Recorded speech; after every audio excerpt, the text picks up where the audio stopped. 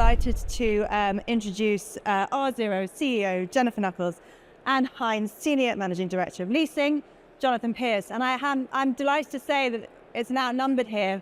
Brits. The Brits are ruling the stage. 2-1. That's right. 2-1 Brits. Sorry, everybody. So thank you both so much for joining me today. I think before we get into some of the nitty-gritty of the questions, it'd be great just to get a bit of an overview as to how you guys know each other. Sure. So as Emily mentioned, I'm Jennifer Nuckles. I'm the CEO of R0. I've known Jonathan, who is affectionately known as JP, consistent with his British accent, for a couple of years now. Jonathan is a managing director of Hines. Hines is one of our customers. He'll speak about Hines, but owns a very large real estate portfolio. And R0 offers a hardware and software solution in many commercial real estate buildings that helps to automate the building and reduce energy consumption. And I think from our perspective, I think traditionally in real estate, I think investors of real estate have sort of gone off into a dark room. They've dreamt up whatever they've wanted to dream up, and they've assumed that people would just come up and show up and lease the space. I mean, obviously, given what's happened the last few years with all the disruption, that's far from the case. And so, you know, really the holy grail has been trying to figure out what the customer wants. And what the customer wants is a productive and happy and engaged workforce. And so our relationship with Jennifer and our partnership with Jennifer is really all about data, and that's a great segue into our panel today, and providing our end users with more data so they can make informed decisions about their premises, about their size, about the comfort, the environment, the types of solutions that they want, and also how they're going to meet their energy and sustainability goals has been critically important. So at Hines, you know, a company like R0 has been an invaluable partner to us. Thank you very much. So the first question I want to ask, I'm going to ask you, Jennifer, and maybe you could weave into this answer a bit more about R0 as well, just for the benefit of everybody in the room. But it's how can automation and data-driven technologies help to future-proof commercial real estate portfolios? Sure. So I think traditionally there's been a trade-off between the tenant experience and the efficiency of a building. And this is actually a trade-off that doesn't need to exist. So when we think about the global real estate footprint now, especially coming out of the pandemic several years ago, you really see a flight to quality, and you see a difference between high amenity building portfolios and then those that have less. And so a couple of things here. When you think about this type of built environment, there's so many data points that are being available on a single basis. And R0 processes 3 billion data points at the very granular level by the minute. And so these data points are everything that's happening in this room, whether it's occupancy, people, density, movement, organizational flows, particulate matter, CO2, temperature, everything that you would need to optimize both the efficiency of the building as well as the tenant experience. What's happened, especially for owners and operators, is that there's such a myriad of data available that it's actually not useful. And so you need to think about the insights and alerts that actually come out when the data is not showing the buildings operating at core performance. And then we automate the solutions through open API calls to the building management systems. And so I think the real trend, as Jonathan was mentioning, is right now really using those data points to both improve the efficiency of the building, but not have that inherent trade-off with the core tenant experience. Thank you very much. From a Hines perspective, are you able to sort of answer the same question, but from that side of things? Yeah, no, I mean, I'll cover it from the occupier side, and I think that's why we sort of give this complementary perspective. You know, I mean, I think if you asked, you know, most tenants, you know, what they want, it's sort of almost like an office building or a workplace is almost akin to a hammer. I mean, do you buy a hammer because you want a hammer? No, you buy a hammer because you want a hole in the wall. You rent an office space or you buy an office space because you want that sort of productive and engaged workforce. And so getting into sort of how data interacts with that, what we're finding and what we're seeing on the customer side is that it's not only about comfort, and when you said tenant experience, I mean, tenant experience is many different things. There's the experience of the individual who is sitting at his or her desk, and the controllability of HVAC and the air quality and how that's measured, and those kind of KPIs are becoming extremely important for not only the enterprise level of the tenant, but also for the individual employee at the customer as well, who ultimately wants to know that they're sitting in a great environment. But they also want to sort of see data about how their employees are using the space, what amenities, what features are working, what's resonating. As an owner, investor in real estate, one of the things that we're extremely keen on is, we want to see what's working. It used to be that the playbook, was kind of very static, and the playbook is being constantly rewritten every single moment today. So having that sort of live feedback has proven to be invaluable. We never really had that in the past. And so data-driven feedback from an investor standpoint, it helps us not only guide our investment decisions, but also sort of prioritize on how we deliver what our customers actually want, not what we think they want. And so this is why, for us, this is just becoming such an increasing part of the value chain. And that's so interesting. And that point about delivering what people want rather than what you think they want, is that something that, is widespread across the industry? People are being like, no, we actually really need to know. Well, I think it's sort of shades of gray, right? I think there's a lot of people who've sort of, one of the things that personally drives me bonkers is, people are talking about return to work. I think that's highly disrespectful, because that kind of implies that people haven't been working the last sort of 3 or 4 years. I think really what we're talking about is activity-based solutions. And, at the end of the day, if you deliver the right product, people are going to want to come here. And at Hines, one of the sayings we like to say is, magnets, not mandates, meaning focus on building the right product with the right amenities, with the right feedback, continuous feedback through the occupancy, through the life cycle of the tenancy, and people will come and people will engage and people will use it as a tool. Because at the end of the day, you don't need to go and sit at a desk to make Zoom or Teams calls all day. You want to have those sort of casual collisions, those sort of connections, those sort of relatable moments with your colleagues, your customers, your clients, and provide something that you really just don't get sitting and looking at everything on the screen. Thank you very much. Yeah, of course. So Jennifer, how are real-time data and automation reshaping the commercial real estate industry, particularly in the context of energy reduction and cost savings as well? Yeah, so I think there's two things. When you think about a carrot and a stick approach, it applies across the board for commercial real estate. So I often get asked the question, how can we use energy as a value add for buildings? And you think about this for the Class A buildings being able to command higher rents. There's actually studies that have been done both in New York as well as in London that show if you have buildings with higher amenities, you charge on average 7 to 11% more. So that's on the revenue side. And then the pure cost savings is really important in this market. And we're seeing this across the board. The biggest driver for that is the rising cost of energy. And there's a couple of tailwinds that are even further impacting this. Number one being that there's a lack of access to energy, specifically because of the AI infrastructure and the new builds of data centers. You also have federal as well as local level legislation that's being passed or has been passed, if you think about New York City with Local Law 97, that are calling for net zero by 2030.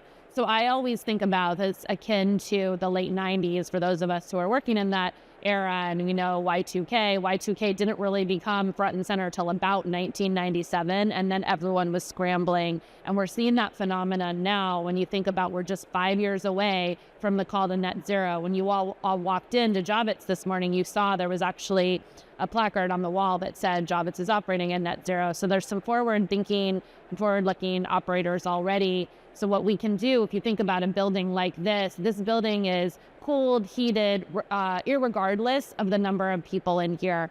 In the United States, for example, on an annual basis, $100 billion is spent every single year on energy and commercial real estate.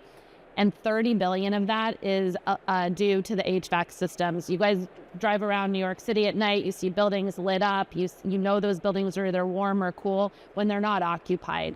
And so I think this trend for lack of access to energy, inability to get it, and the rising costs curtailed with this call for 5 years from now is really having it all juxtaposed together. Thank you very much. So Jonathan, I'd love to get your thoughts on what Jennifer mentioned there about that scramble, that sort of, the 1997 factor, if you like. Sure. And then leading on from that, if you wouldn't mind, onto how the technologies that we're talking about directly impact tenant experience. Yeah, no, absolutely. Well, look, at the end of the day, failure really isn't an option. The penalties, particularly in New York, and we're here, so let's talk about that. it's real and it's massive. And so what's generally sort of become customary is, and I'm obviously oversimplifying it, but basically there's targets that sort of shift, and I believe it's every 5 years, and the level of penalties step up every 5 years. And so, in 2025, they're going to reset again, I believe, and then in 2030 and so on and so forth. But I mean, 5 to 10 years out, these penalties are going to become material. And, right now, landlords are basically being somewhat successful in transferring some of that penalty burden to the tenant, where it's the tenant's action that are driving the adherence and the incurrence of penalties. Where a building is just blatantly inefficient due to base building operations, and it isn't, say, driven by a tenant maybe having a data center in their office that's putting them offside, then in that case, the landlord is absorbing that penalty, and it's a direct hit to building NOI. And so what you've got is, as Jennifer said, it's a carrot and a stick approach. And so it's driving massive investment, not only about how we sort of improve and shape operations, but how we save energy. And ultimately what it's going to lead to is tenants making informed decisions and voting with their feet. So for example, it's been well publicized, particularly since pandemic, about flight to quality and why new buildings are perhaps outperforming old buildings and all this sort of stuff. Well, a lot of it is due to the total cost of occupancy. And it isn't just about the rent, it's also about all the end users too are massively focused on what their carbon footprint is as well. And so most big sophisticated, most big sophisticated tenants these days, they have their own sort of corporate sustainability reports. They're putting all this stuff out, and they want to show not only their employees, because their employees are saying, I don't want to work for a company where this isn't important for you. And so it's all interconnected. And so the city's giving ownership and big consumers of energy a kick with this penalty regime, and now it's sort of a mad rush to not only optimize it from the revenue side, but also on the cost side. And that's why data visibility on, how AI can improve it and how other things can improve it is going to become, I think, the biggest differentiator over the next few years. Thank you very much. Jennifer, you're nodding there. So your thoughts on, how these technologies directly impact the tenant experience would be really helpful too. Sorry, can you repeat it? Just your thoughts on how the technologies are really impacting the tenant experience. Yeah, I think a couple of years ago, the big tenant focus was on spatial planning. And so as Jonathan mentioned, understanding how leases are being used, whether you're occupying full floors or whether you're using spaces for collaboration spaces versus, breakout rooms versus conference rooms. So that was a big consideration, especially as tenants were looking to right-size their portfolio. I think now the big focus at the tenant level is, how do I get the most out of that building? And I think this is where you really see high quality portfolios like Hines starting to shine. And what's really interesting is that you can use artificial intelligence and machine learning to model across the entire portfolio. So how one type of building is operating based on actual machine learning trained data that's happening in the space based on sensor data, to understand how people are moving, how they're using it, what the different collaboration levels are. And then the tenant can model that across different buildings, whether it's by geo, whether it's by floor, whether it's, internationally. And so you're getting this real time understanding of what's happening in the space so that you can make very long-term decisions about your real estate footprint. Thank you very much. So how can building owners prioritize technology investments to not only maximize asset value and enhance sustainability, but also improve tenant satisfaction and retention? I'm going to put that to both of you and see which one of you would prefer to answer. You want to go first, or I go? Okay. So, look, I think it's obviously a loaded question, because, there's obviously, I think from an investor standpoint, anything you can do to maximize NOI is really what's going to drive your value. So, as Jennifer talked about previously, obviously well-documented, energy efficient buildings, command a higher value. They typically would trade at a lower cap rate. Typically what we've seen over the last particular 3 or 4 years, sort of post-pandemic, has been that they're often, a materially higher occupancy, which results in materially higher asset values as well. And so there's no question about it, sort of like the proof is there, the proof of business is there. But from a tenant standpoint, I mean, again, it's sort of focusing on what the customer actually wants and how you're using this technology to deliver what they want, not what you think that they want. And so it's almost like an R&D for investors and, quite frankly, employers.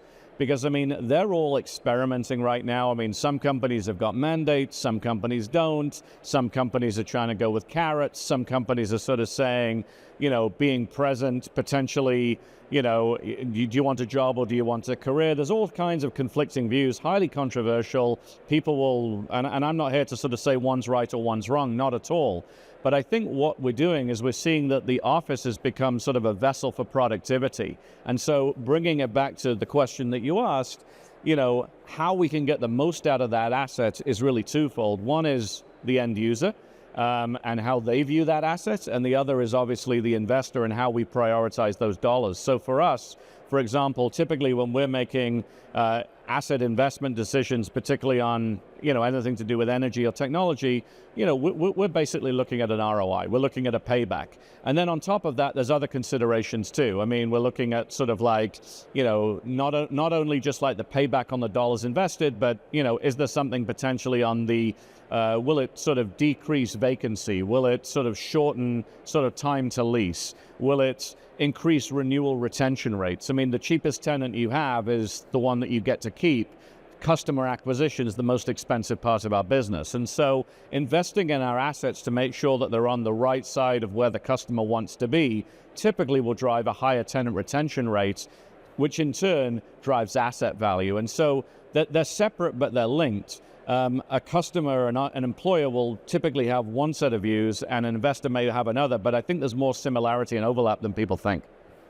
Thank you very much. So that question again, Jennifer, how can building owners prioritize technology investments to not only maximize asset value and enhance sustainability, but also improve tenant satisfaction and retention? Yeah, I think this goes back to that inherent trade-off between tenant experience and efficiency of the building doesn't need to be a trade-off. And so think about all the buildings that you've gone in that are a little bit too cold, and so you don't want to be in there, or you can't find a conference room and you spend, 10 minutes of your 50-minute meeting walking around and finding the conference room that has availability. These are frustrating things for people coming into the office, and you exacerbate that against this hesitancy to return to work, and you start seeing people say, I'm not going to go into the building. And so I think recognizing first and foremost, the cost of human capital is one of the most important things for firms. And so making that real estate the most productive for the human capital is top of mind. The second, as I referenced the emerging energy trends, these are real costs, and these are costs that have to be avoided.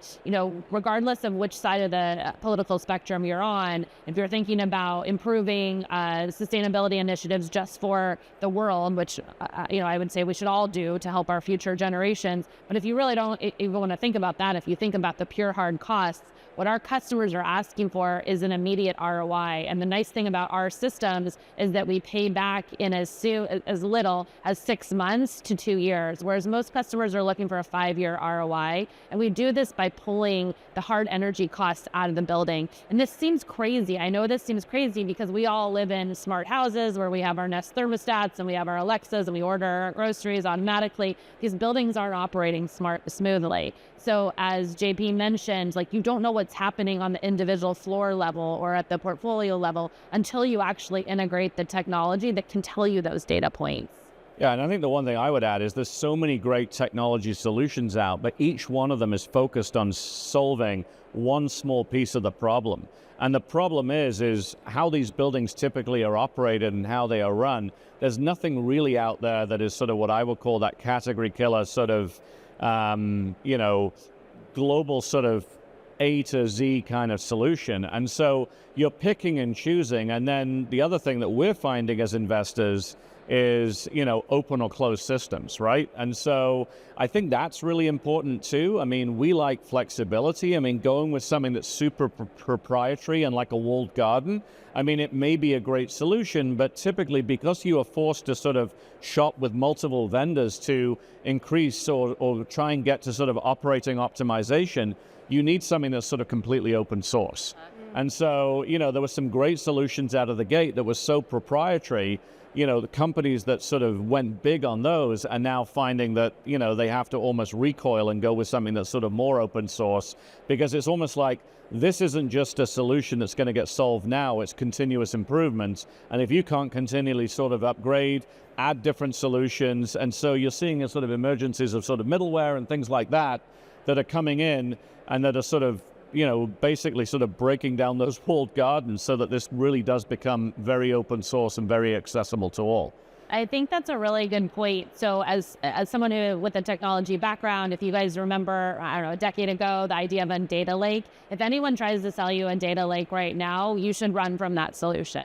You need a system that's agnostic to hardware provider, that's totally open, as Jonathan mentioned, because it's frustrating to the commercial real estate owner when you're having to deal with like 26 different vendors, right? And so I think, like, from my perspective, we design our system so it's totally open. We can ingest data from other providers. We provide that single pane of glass so that it's totally viewable for the end user, but not just viewable, because again, there's so much data available. You've got to provide the insights, you've got to provide the alerts, and you have to provide the automation, because the key things right now, the trends right now, are interoperability, ease of implementation and use, and then that hard ROI. I mean, we're out of time, but I was going to steal a minute back just to ask a question that I think you might have answered, but I'll ask it anyway, which is that, looking ahead, what do you see as the next big innovation in using real-time data to elevate building performance and ROI? I mean, you guys have started touching on that, but is there anything that you'd like to sort of finish on for the audience? Yeah. I think the biggest trend that we're seeing across the board right now is artificial intelligence. I think this is a little bit funny because you're seeing a lot of AI washing. We at R0, we've been using AI since the inception of time because we use our machine learning models. But the important thing about AI is it's taken over every single industry right now. People are more productive. You can do things through technology that you used to be doing through manual labor, but what it's requiring is this huge lift on the energy infrastructure that just doesn't exist. And that's a problem right now if you think about the energy sources that are being offered, the potential solutions. And it's really important when you think about the areas of the country and internationally that are tasked with supporting this energy. I think it's all going to be enormously important over the next 5 years, and that's going to be the key topic. And Jonathan, same question to you. Yeah, I'll add to it. I agree with everything Jennifer said, but I'll come at it almost analog, and that's not because we're not keeping up with Together. But I think one of the big misses, from the investor class has been kind of what I started with, which basically is you need to talk to your customer. You need to listen to your customer. Not everyone is created equally. I think, in the analog years of investment, that was very much the way forward.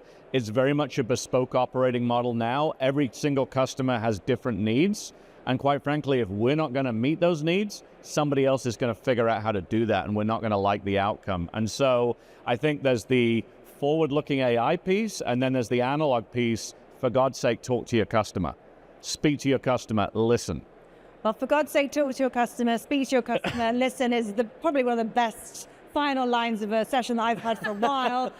So on that note, Jonathan and Jennifer, we will stop there. I'm going to ask you just to sit for a minute while I first of all ask the audience to thank you so much for your participation. So thank you.